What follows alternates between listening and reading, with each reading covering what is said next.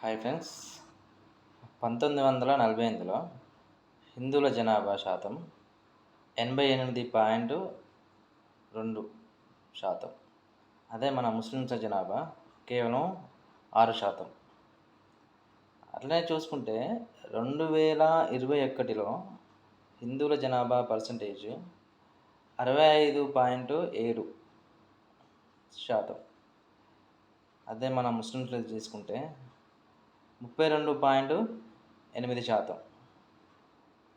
ఇలానే చూసుకుంటూ వెళ్తే 2041 సంవత్సరంలో ముస్లింల జనాభా 84.5%.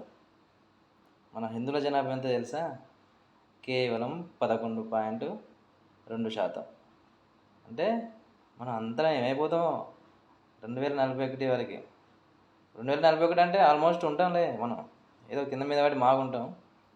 చూద్దాం అప్పటివరకు ఆ పర్సంటేజ్లో మనం ఉంటామో మరి ఏమైపోతామో చూడాలి.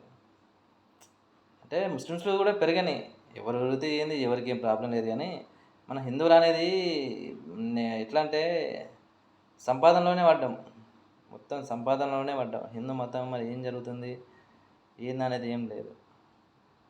అంటే ఇప్పుడు మార్పు మొదలైంది, అందరు మారుతున్నారు.